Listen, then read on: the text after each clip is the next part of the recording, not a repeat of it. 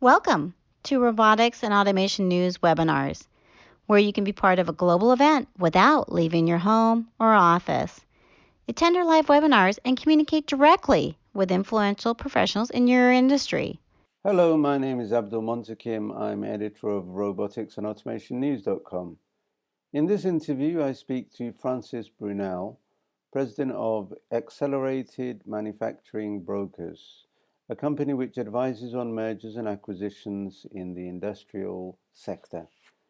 Established in 1994, the company typically helps sell companies within the $2 million to $20 million range. My name is Fran Brunelle. I am the president of Accelerated MFG Brokers. We are based in Asbury, New Jersey, and we basically sell manufacturing companies all over the United States. When we were talking earlier, you were explaining how a lot of your job revolves around mergers and acquisitions. Of course. So again, we're a mergers and acquisitions firm. We work exclusively within the manufacturing sectors, generally lower middle market companies. And for the most part, we represent the seller. So we help navigate these transactions in a variety of different manufacturing sectors: aerospace, medical instrument, chemical manufacturing, anything within that cuts metal. Anything in the metal cutting sectors is a real sweet spot for us. But we have worked in, we have done testing equipment for the semiconductor industry. We've done oil and gas work, a variety of things. I imagine mergers and acquisitions only really involves fairly large enterprises, but give us an overview or a little bit of insight into the types of businesses. Are they family owned? Are they small and medium, or are they all large enterprises? Sure. So normally they are founder-led organizations. From a size perspective, again, it's lower middle market. So if you look on our website, it will say between 2 and 20 million in revenue. Probably 5 to 20 is more of a sweet spot for us. Yeah, so that's considered lower middle market. Describe what the manufacturing landscape is like in the US. It's a big country, I know, but try and give us an overview. Sure. So most of the manufacturing companies in the United States are small. And by small, I mean that they have 10 or less employees.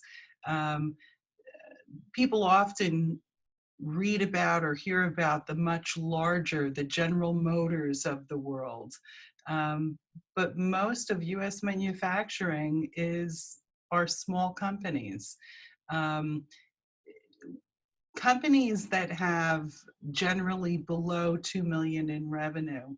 So sometimes they become problematic to sell in a merger and acquisition transaction. And the why of that is that they don't have their processes automated. They don't have systems in place. They don't have managers in place, and the business is too dependent upon the owner. So part of what we do, oftentimes manufacturers will come to us in an effort to sell their business. And the first thing we do is perform a valuation on the business. Often we actually reject more work than we take. But in the process of doing that valuation of their business, we will oftentimes make recommendations to them about what they need to do. Number one, to be able to become a client of ours, but more importantly for them, is to be able to secure their retirement through the sale of their company. oftentimes, again, if there's not a certain level of automation of all of their systems, they will not, they become next to impossible to sell. I imagine that you've got lots of registered buyers on your books, but you probably also have people who are looking to sell their businesses from what you've just said. So are they both your clients in a way, or is that how it works? Not really. Although there's well over 10,000 registered buyers with us, we represent the seller. We find that for us, there are some organizations that represent the buy side of a transaction. What we find is some of these founder-led organizations, they need help. They have no idea what is required of them in an M&A transaction. They need guidance through the process. And we find if we represent the seller, we can get to the conclusion of a transaction quicker than if we were representing the buyer. The buyers are, they're younger, they're tech savvy. Many of them have bought and sold companies before, so they don't need our help. They know precisely what they're doing. There are basically three categories of buyers that we see in today's market. Private equities, obvious. Large strategic manufacturers, so someone who is currently in the same sector doing the same thing on a larger scale. And then there's a third category that's very interesting, and that is someone leaving corporate America to acquire their way into entrepreneurship. And statistically, for the last, I'm going to say 3 or 4 years, there's a report called the Market Pulse Report. It's put out by Pepperdine University. It tracks my industry quarterly, and it tracks who's buying. And people leaving corporate America to make acquisition has been, with the exception of few quarters, for smaller manufacturing companies in the United States, they have been the #1 acquirer. So it's an interesting category of human that we actually love dealing with. I was wondering about the trends of the type of businesses that these tech-savvy buyers are looking for. Is there a pattern emerging in terms of what kind of things they're looking for? Sure. So that actually depends on who's buying, right? So if you're talking about a private equity firm, they are oftentimes industry agnostic. They really don't care. Is there, are the fundamentals of the business good? Are they in a manufacturing sector that is not going to be replaced by new technology and automation? So a good likelihood of continuity.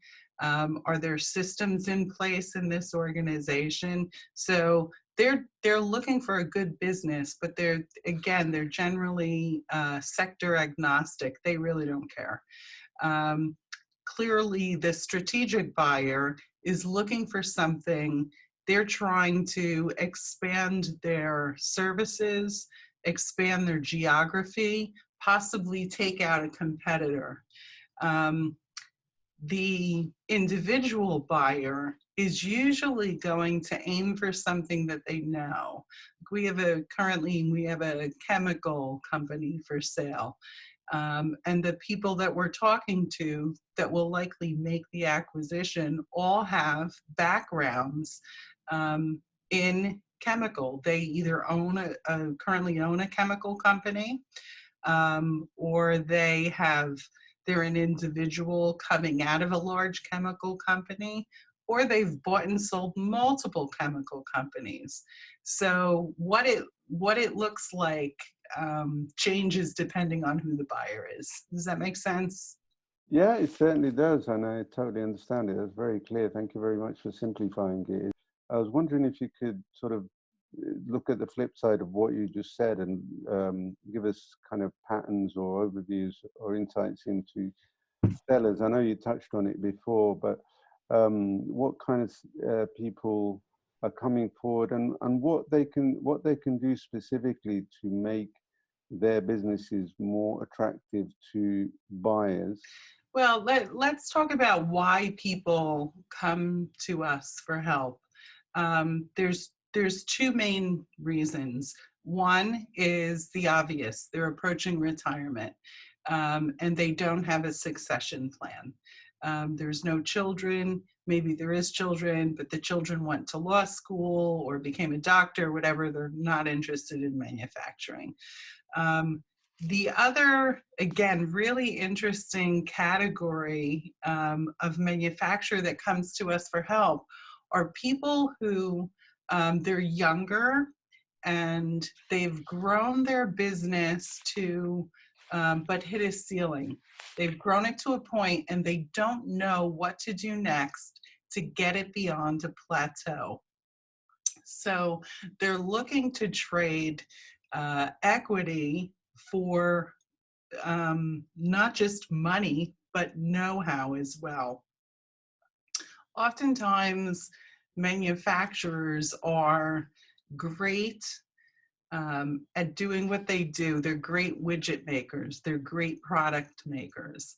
But sometimes, oftentimes, they do not have a strong sales and marketing background. That is, or business development. They just don't know what to do next. Those are most often the skill sets that are missing in manufacturing companies. So that's who comes to us. How they improve themselves or better prepare so that when the time comes, they get a better sale price. There's a number of things. So it's obvious things that affect value. First, their seller discretionary earnings or EBITDA.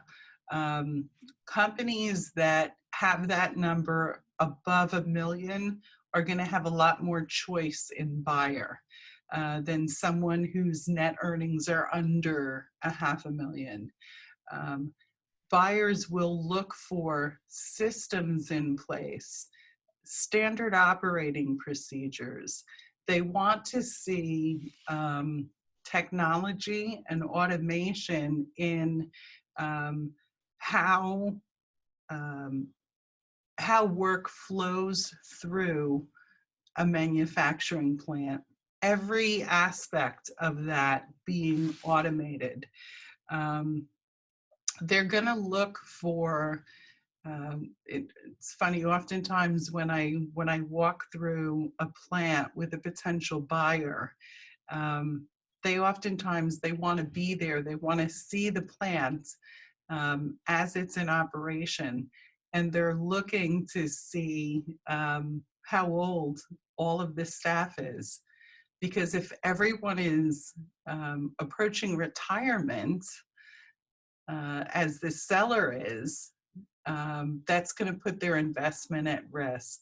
So some of the manufacturing companies that we've sold have developed their own internship programs. They've basically automated a process whereby they consistently have younger people coming in through the ranks that are being trained. Nationally, there is a huge problem with a skills gap, and every major publication in the United States is talking about the skills gap. And so it's this is a question that every single buyer is going to have. Yeah, I'm looking at your blog section of your website. Mhm. So you've got a lot of interesting articles for people who want to sell. So I'm sure they find it useful.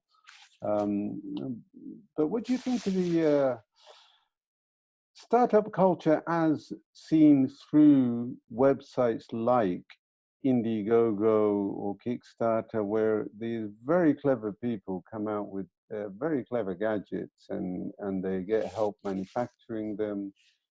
And they're obviously much smaller than, you know, the 2 million sort of level that you're talking about. But what do you think of startup culture and these, you know, I suppose mostly young people who are coming into manufacturing? I accept your point. A lot of people say that there is a skills gap and they're trying to attract young people.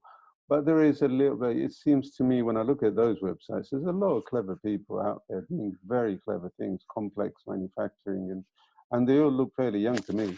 What do you think of what do you think of that? Uh, I love it personally. So I think that there are, the web is the great equalizer. You can have um, a manufacturing company or a startup look entirely bigger than they are. You can have a publication look bigger than they are, right? You can compete against a giant in the industry because you have access that entrepreneurs didn't have decades ago. Um, the crowdfunding sites, they're great, but I think one of the most important things that they do is provide exposure to possible investors, not necessarily on this site. I don't know if you're familiar, in the United States, there's a show called Shark Tank. I've heard And of it. yeah, so it's struggling entrepreneurs. They're often startups. They go on this show, and there's a panel of investors who are famous business people, right? And the startup entrepreneur has to pitch their deal, and the investors either invest or they don't. Sometimes they fight each other. It's an interesting show. But oftentimes what happens is they get no investment from the sharks, but upon leaving the show, the amount of financial people that watch the show, it's amazing. Some companies in the United States have been incredibly successful simply because of the exposure that they had on the show. And I think oftentimes the crowdfunding does the same thing for people. It's exposure that they wouldn't otherwise have. I find manufacturing, the just the thought of making something, even a simple thing, if I were to imagine how one would go about making it, is a very complex thing. And yeah, I think these people are doing really great on these crowdfunding sites. But how do you get to that 2 million to 10 million kind of bracket? What do these guys do? I mean, give us a few examples of people who are actually in those categories. What do they make? You know, what kind of things do they do Sure. specifically? So sometimes, in all honesty, sometimes how they got to that level was just a function of time, right? So most of the places that we sell are founder-led organizations. So they've been in business 20, 30, 40, sometimes 50 years. So just, I mean, they've survived that long. They're, getting to that level is a function of time, of being in an industry that long. It's funny. I remember years ago listening to an interview. But a radio show was interviewing Billy Joel, and he talked about being not the best piano player in the world, but being consistent and showing up and doing the job. And you know, all these years later, he has this amazing career. But he talked about not being the best at what he did. And so I think sometimes it's just a function of time. But speaking to a little bit of what our clients do, um, oh my gosh, where do you start? Trying to think of some examples here. So we sold a fabricating company in New England, and they, in addition to doing a lot of structural stuff, they became known. They're an award-winning manufacturing company who has done these metal art pieces that are on incredibly well-known buildings throughout the country. You know, how do you get a job like that? They, I think they said they actually bid on it originally. The job went to a company in Europe who the parts were delivered to the United States, and they didn't know how to put this fixture on top of, I think it's Chicago Library. All of the pieces were not structurally sound to be able to withstand the wind and so forth. And in desperation, the company that was hired to complete this project went to my client, and they were able to do the entire thing. And it went out in, I think, 38 truckloads from Connecticut out to Chicago. So, you know, another company we sold down in Carolina, they're a tool and die company, which is a really great category, hot M&A category. They're doing a lot of work with pharma companies in North Carolina, where if the pharmaceutical manufacturing plant, if the automated pieces are down, the company is losing millions of dollars an hour. So our client would go in, and if they could repair and replace within 24 hours. We sold a pump and valve company who was doing infrastructure repair. So think of a town, a county, who there's some part of their water system has failed.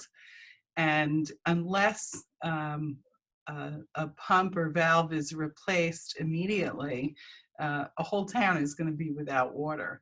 So they've gone into and taken things out of New York City, where the pump or the valve, whatever the part, had been constructed in like 1900.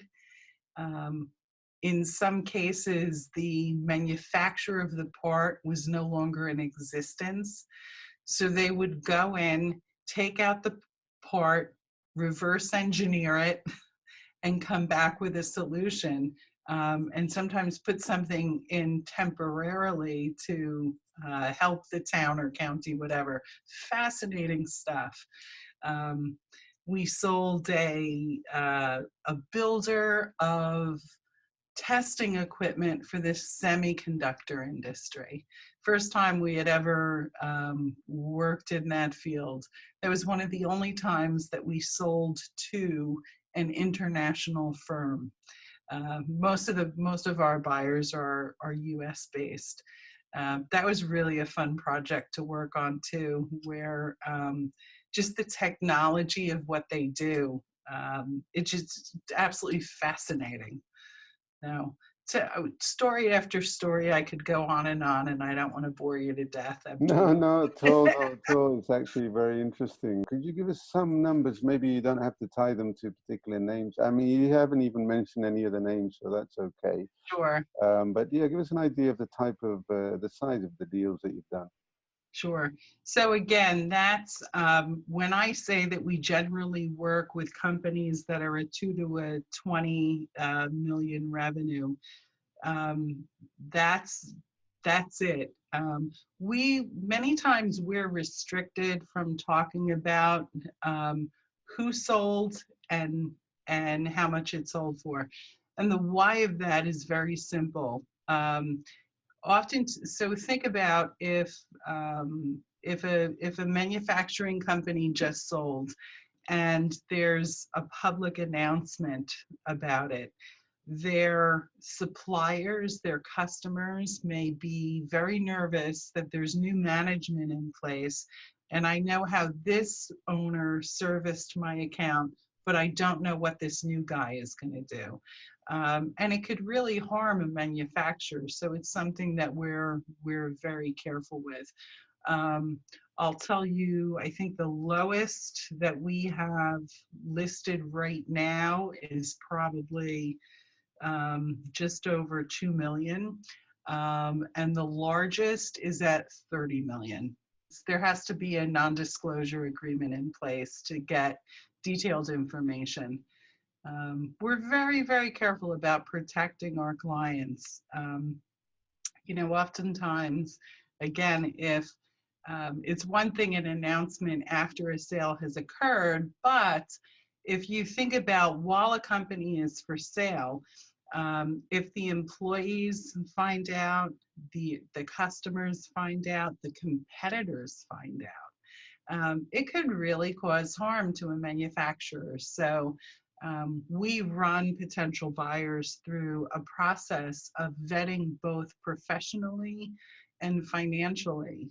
And they don't get to know who our clients are unless we know for sure that they can run the company they're inquiring about, they're professionally qualified, and they're financially qualified to close the transaction.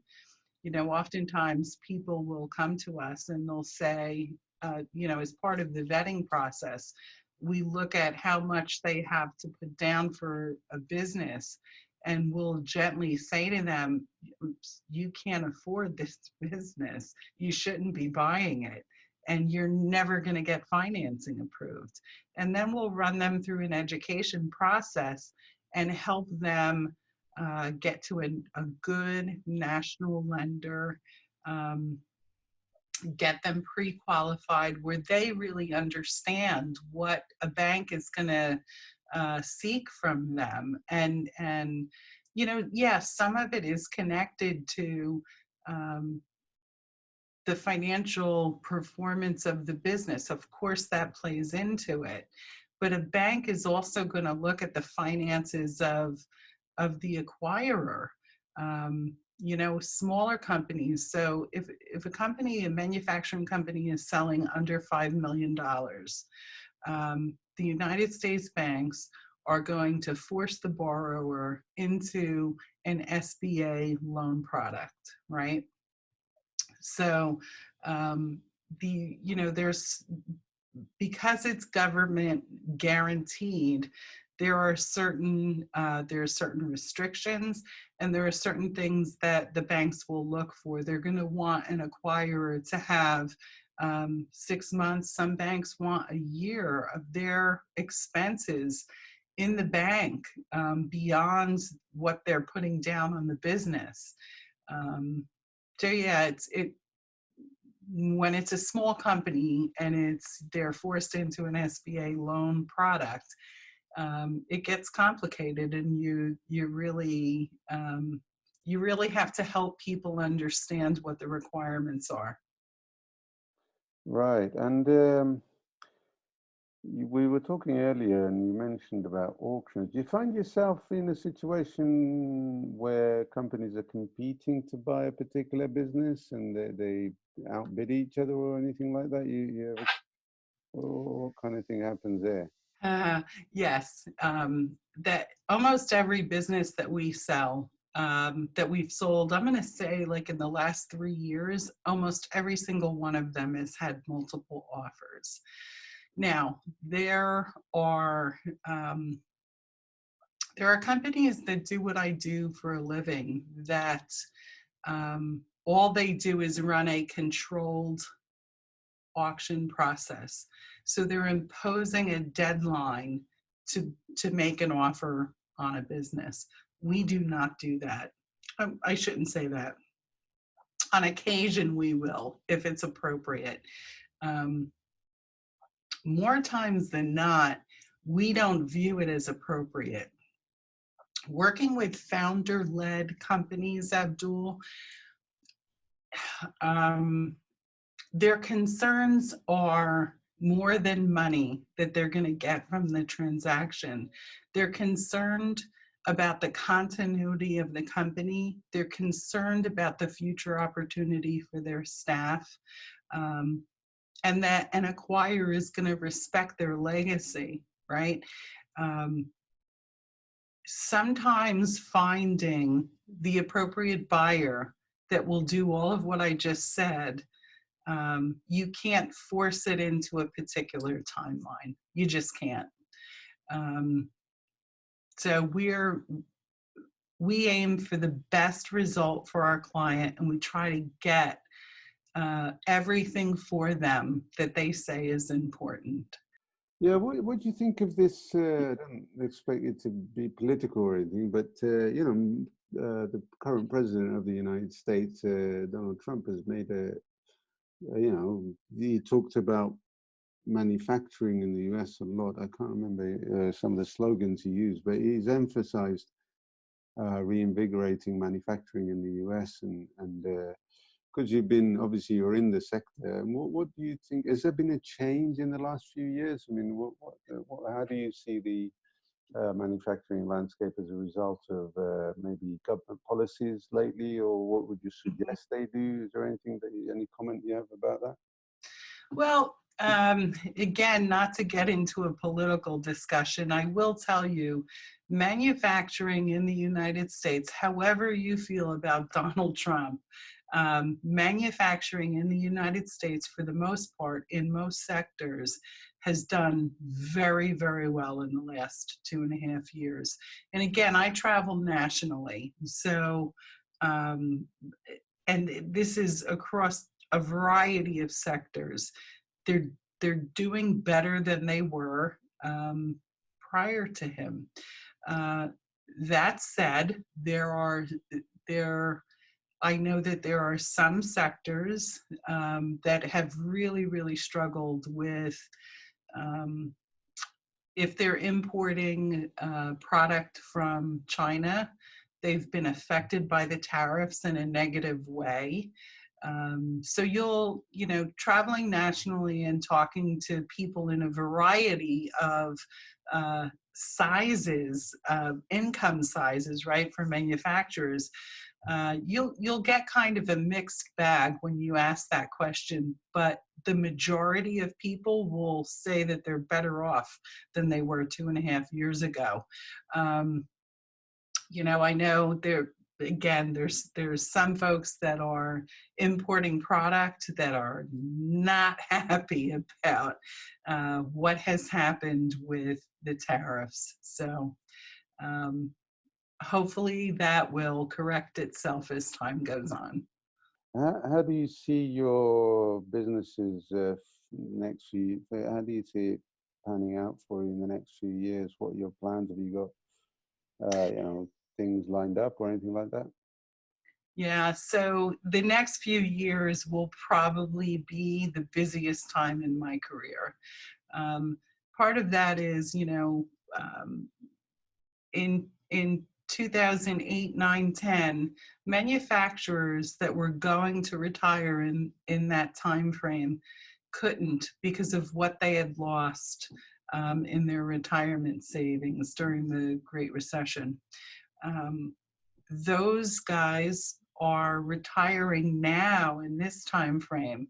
So you have people from a decade ago that should have retired, coupled with those that are of an age where they're naturally hitting retirement. That makes for a very busy time. Manufacturing continues to be and likely will continue to be for many more years, kind of the darling of mergers and acquisitions. The most sought after segment in mergers and acquisitions. So to simplify all of that, it's a really good time to be me. Great. I'm sure it's always a good time to be yourself, Fran. Thank you very much indeed. Send us an email at sales@roboticsandautomationnews.com to register for one of our many upcoming webinars. And if you'd like us to host your webinar, we have a range of options, including long-term lead generation packages and marketing campaigns. We look forward to hearing from you soon.